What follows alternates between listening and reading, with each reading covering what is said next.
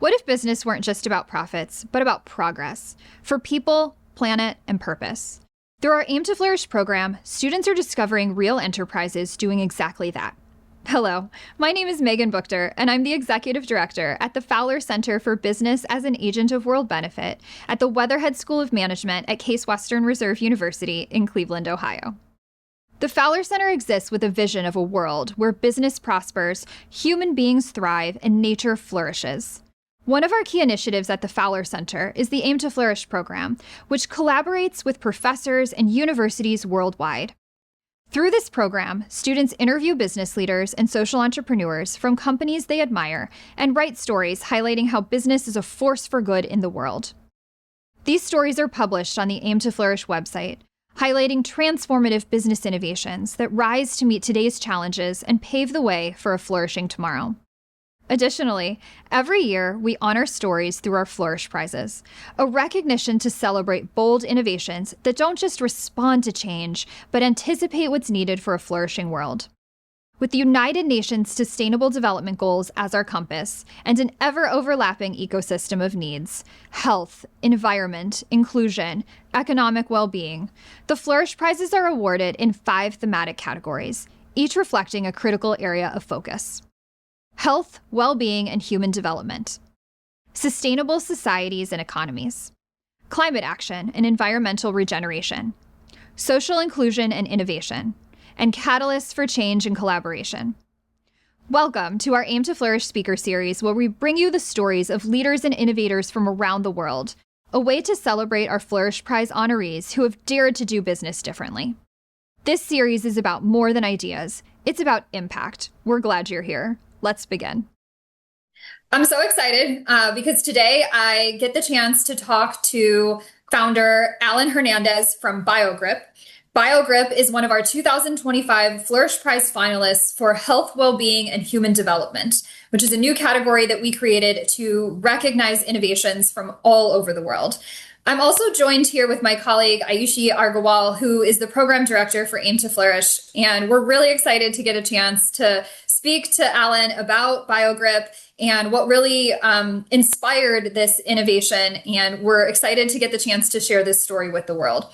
So Alan, I'm going to turn it over to you and ask you if you can just introduce yourself and tell you a little bit about what inspired you to create this amazing company.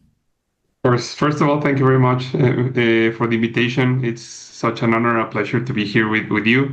And like you said, my name is Alan Hernandez. I'm from Mexico, and I've been a tech entrepreneur, health tech entrepreneur since 10 years ago. So BioGrip is not the first craziness that I that I've been involved in. Sorry, but what we are doing in BioGrip, we are creating human-machine interfaces for rehabilitation devices, and we believe that technology should be helping people to improve, to help people to actually feel more independent, and in our case that we are working with people with disabilities is to empower people to feel good, to be part of this society and all that stuff. So it's such an honor to be here with you to share our story, and I'm saying our story because my founder is not in the call, but I think it's very important in BioGrip's how we started. But personally, what I feel about being involved in BioGrip, I feel a strong connection with health tech in general, but especially BioGrip, because I think that BioGrip's mission is at the same time my life purpose. I discovered a couple of years ago.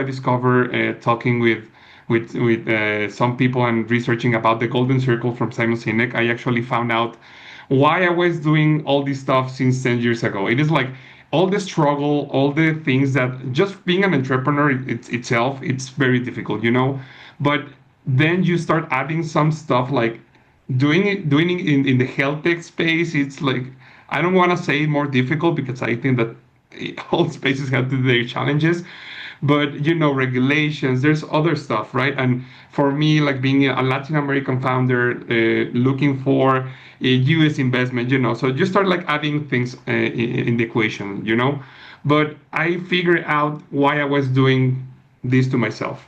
And I think that I have a strong connection with a BioGrip story because when I was 13 years old, my mom was diagnosed with a brain tumor the size of an orange. So I discovered a couple of years ago that that particular event in my life triggered something really important, which was that I was dedicating myself from that point forward. All my decisions start turning into like finding a way of putting my talent and efforts in improving people's lives. And I just discovered that like a couple of years ago, like I said. And for me, it became something very powerful because before it was like in an unconscious level, I was doing stuff just because I don't know, I don't know what I was doing that. But now that I know, it became so powerful, and I think that that purpose is driven also by a group's vision and mission to the future, you know, and well, that's part of what I do in BioGrip.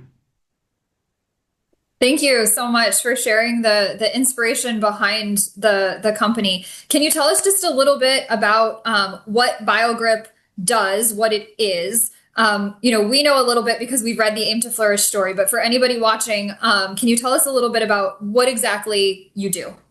Of course.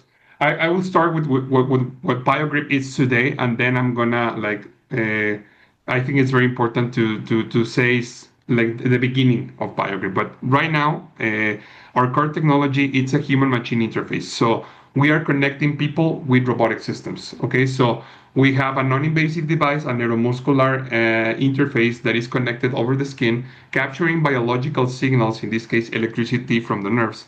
And we are in real time using an AI model.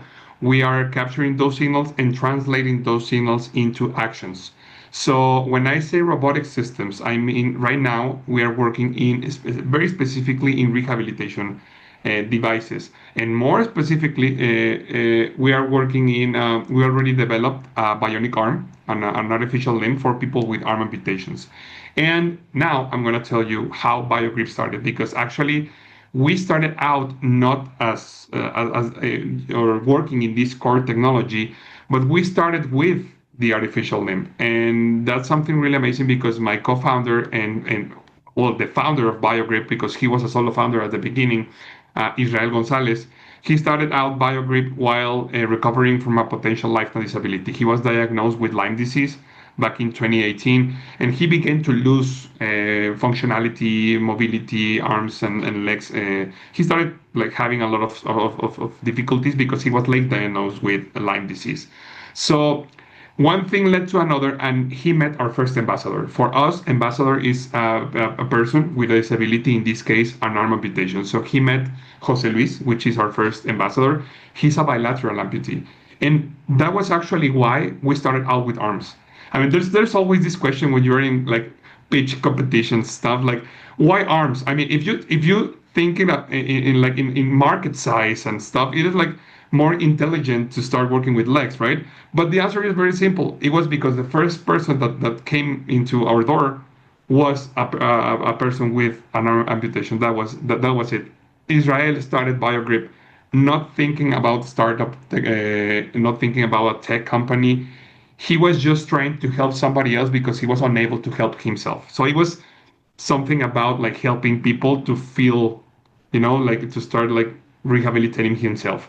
So that's why we started out with the arm. But while we were developing this artificial limb, because we didn't know how like bionic prosthesis work, I think that was something really really good about this because we didn't know how these devices work. So that gave us the possibility to think outside of the box, out of the box, right? So while developing the arm, we figured out that the best thing we were doing was the control system, how we were connecting and translating in real time these biological signals into actions for this arm.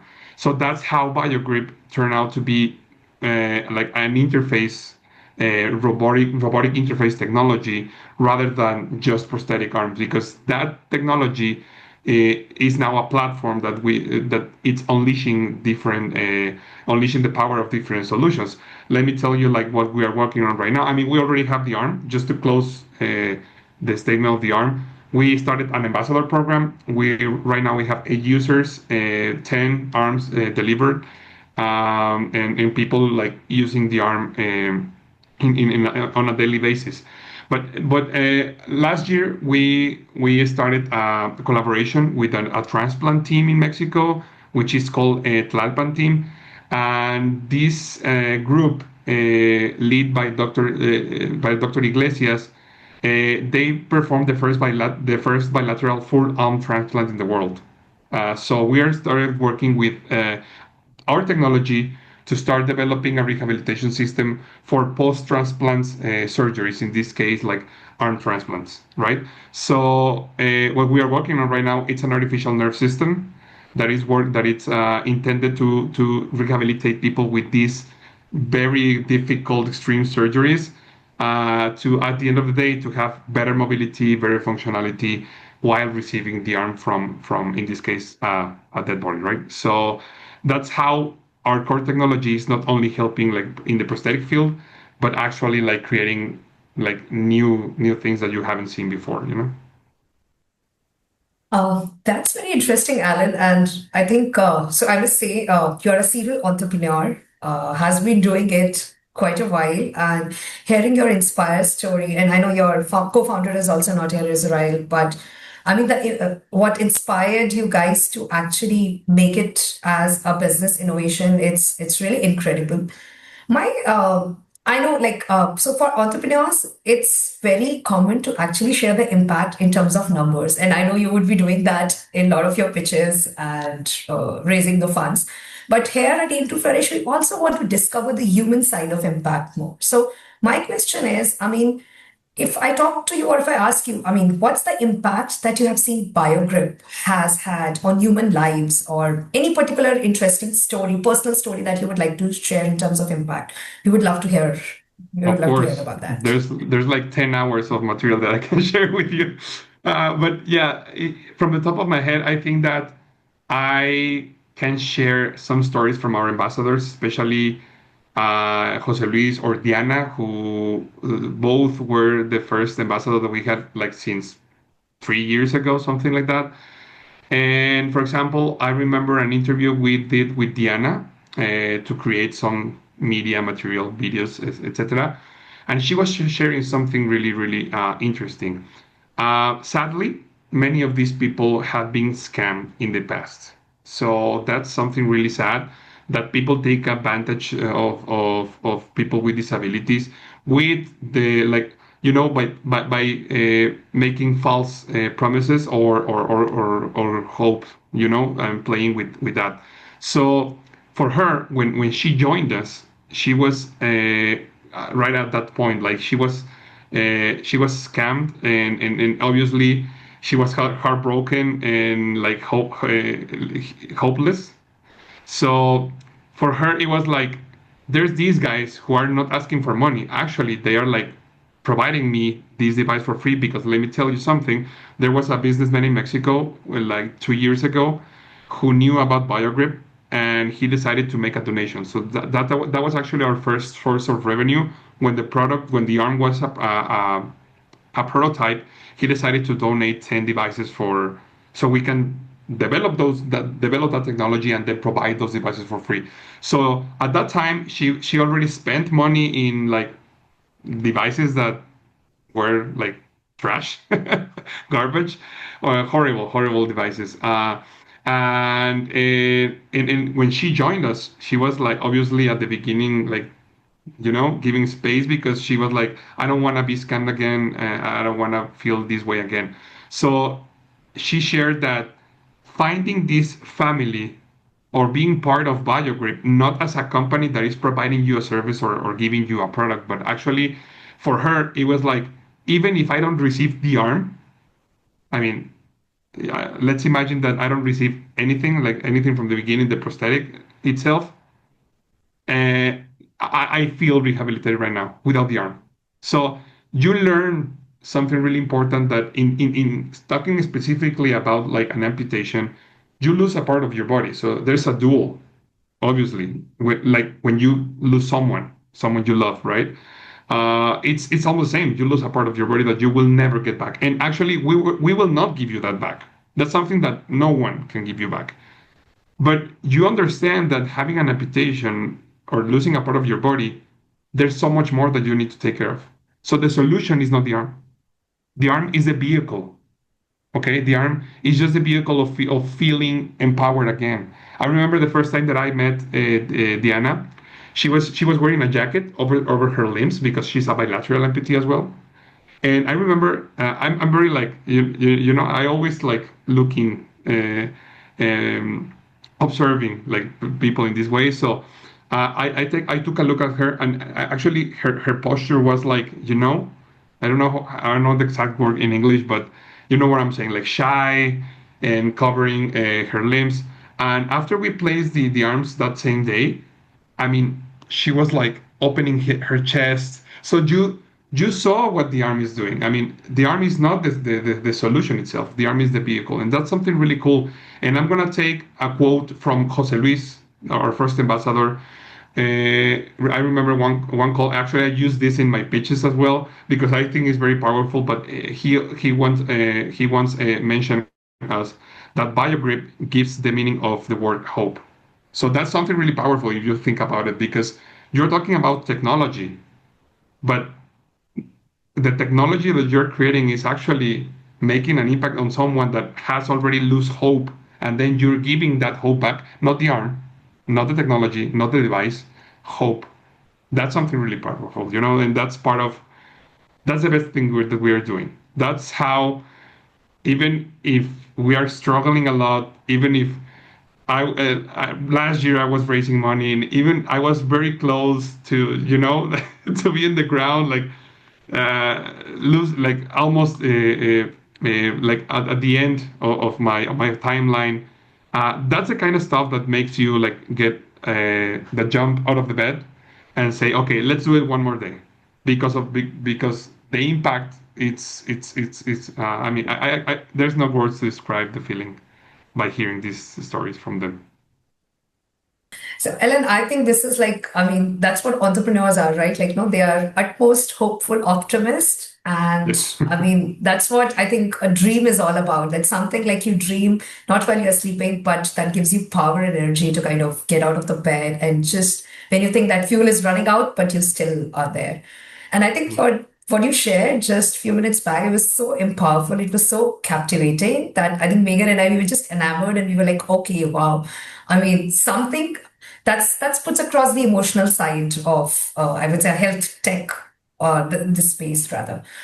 One thing, I mean, we a lot of times we ask to the entrepreneurs is like we talk about inspiration, we talk about impact, but in general, what are some of the challenges that you see in this space as you want to scale up or as you want to kind of work towards this mission? So, would be great if you could share some of your challenges that you encounter. Yeah.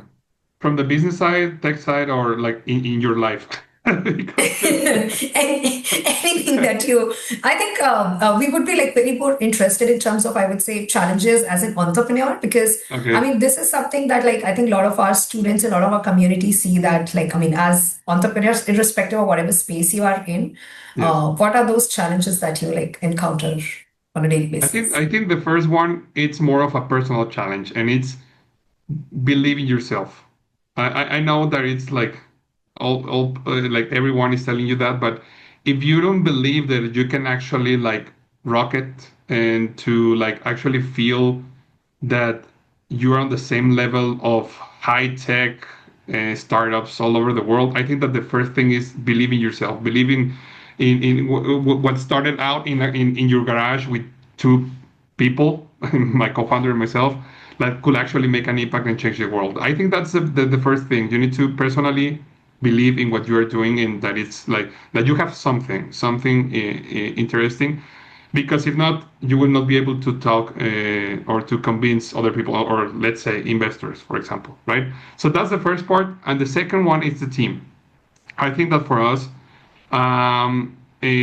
last year was like something that really changed BioGrip's trip, because after we got out of the Techstars program last year, we was in the Techstars Boston program, and for us it was we began like really seeing like a whole new network, in this case in Boston Techstars, and we began like being attractive to people or talent to start joining our team. And I mean, last year we were 3 people, and one of them was more like a freelance, and now we are 8. We almost doubled the size of the team. And for us, I think that that's the second part. If you want to start scaling up, you need to hire people that are more talented than you. And I think that we did that over the last year, hiring people that are the better at in a particular field than you. Like really try to stick to with smart people. So the team is the second one, and then the network. I think the network, because obviously, I mean, one of the main challenges, if you ask anyone, will be money, right? But that's a baseline. I mean, you're running a business, or you're trying to make a business, not even running a business, but make a business. So obviously money will be an issue. So instead of thinking about money, think about your network, because your network could take you to advisors, customers, in this case, funding. And that was our case. After we got out of Techstars, we raised our pre-seed money, our pre-seed round last year in December, something like that, from October to December, after the Techstars program that ended in June. And I raised that round because of the relationships that I got in Techstars. So at the end of the day, the bottom line of my comment is money will be an issue all the time. So think about the solution, which is the network. How will you get there? Or how will you have your stamp, your validation stamp from somebody else? And in our case, Techstars was a life-changing part of BioGrip. I want to just piggyback off of Ayushi's question and your answer to ask about kind of advice for students. So Aim to Flourish, and you were interviewed by a group of students at the UBIUP University in, I think, Puebla, Mexico. And, Aim to Flourish is designed to have students go out and interview all of these business leaders, these social entrepreneurs. And then even here at Case Western Reserve University, I work with a lot of students, and they're always looking for that advice from entrepreneurs. So even like thinking maybe, you describe some of the challenges that all entrepreneurs face and your advice for how you can tackle those. But what advice would you give to students that are interested in starting something? Maybe they don't know exactly what that is. And then maybe even more specifically, students that are interested in the healthcare kind of tech space. We have here at Case Western Reserve University, we have a lot of students in the biomedical engineering field and that are interested in that health tech space. And so what advice would you give to students and then students that want to get into that space specifically? Of course, that's a really, really good question. And I happen to have the answer. First of all, I will quote Master Yoda, which is do or do not, there is no try. Okay, so if you don't do it, you will never know. I mean, startups if you look at the statistics, okay, there's more likely that you will fail, but how do you know if you don't even try, right?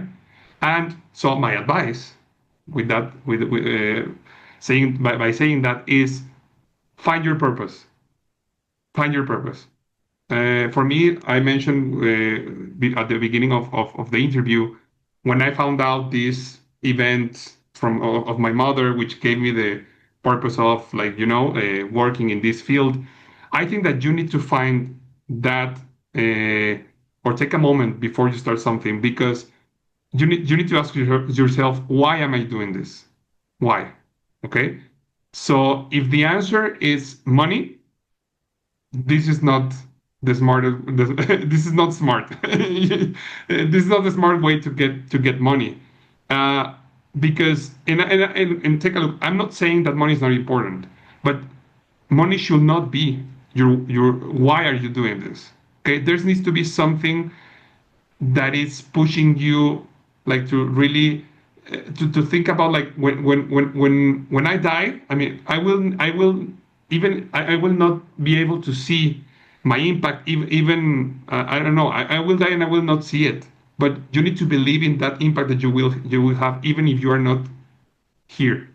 Okay, so if you find your life purpose and then use that as as your emotional trigger to like I said. I mean, there's gonna be a lot of struggle. There's gonna be problems. There's gonna be money issues. There's gonna be a lot of things. So if you have your life purpose very well aligned on what you are doing, that will give you a chance to like get up one more day. And even if you don't do it the next day, you will say, okay, one more day, one more day, one more day, just one more day, okay? But you need to find your life purpose. And if you are able to grab that life purpose and put it in your business, that is so powerful because you will be a very interesting entrepreneur for investment, etc. If you ask any investor, especially in angel investment, pre-seed, even seed investors, they will tell you that the most important thing at that particular moment of a business or for a startup is the people, is the founder. It's not even the idea, because the idea, maybe you will pivot and you will change the idea tomorrow, but you will not be able to change the founder. So the most important thing at the beginning is the founder. So if you have that vision, if you have that purpose, if you discover that at the very beginning of what you're doing, you will be a very interesting entrepreneur for or founder for investments and other stuff. I love this. I think this is such good advice. And so I can't wait to get the chance to share this interview and share this with my students, with other students, with people from around the world. So thank you for sharing, your own purpose, and then also, the advice for how student entrepreneurs or founders can use that to kind of catapult their own idea and kind of find their passion and work on their own entrepreneurial venture. You have such a beautiful story. And so I want to end with one question that we love to end these interviews with. And that is this. So imagine that tonight you were to fall into a very deep sleep. And this is the best sleep of your life because you sleep for the next 5 years. And when you wake up, it's 2030.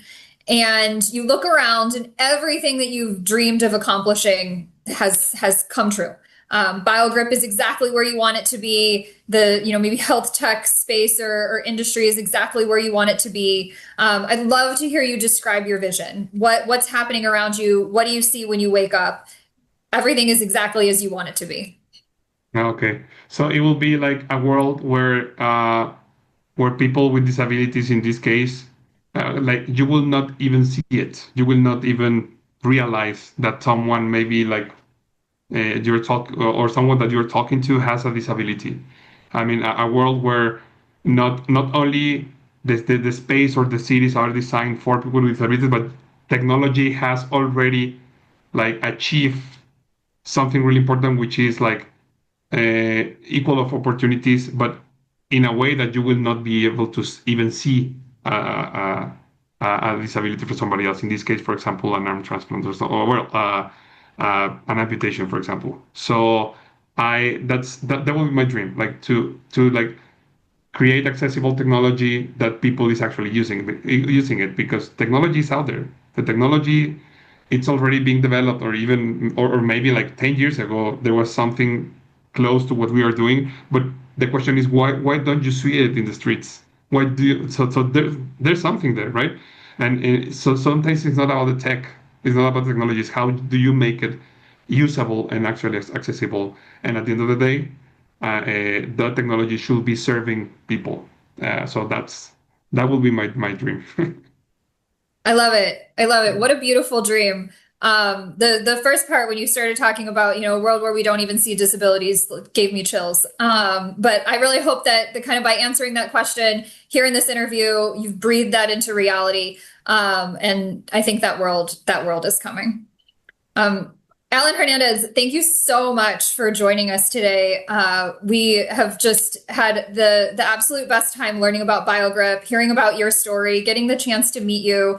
We are so excited to get to share this interview, share the Aim to Flourish story that was written about your company, and just, tell everyone about these organizations that are all over the world that are making a huge difference in people's lives. And we can't wait to see where you go next. Thank you. Thank you very much. so much. Thanks a lot, Alan. It was really a pleasure, like speaking with you, hearing your answers, hearing your story. And I would say, like, each of the part or bit that you shared was honest and very authentic. Like, I mean, your passion, your energy is very, I would say, like, no, it's very, I mean, you can feel that in the room when you're Mhm. answering and you're telling. So thank you so much for sharing that with us and in turn, of course, with our own community. No, It it was a was a pleasure pleasure to hearing meet you. you.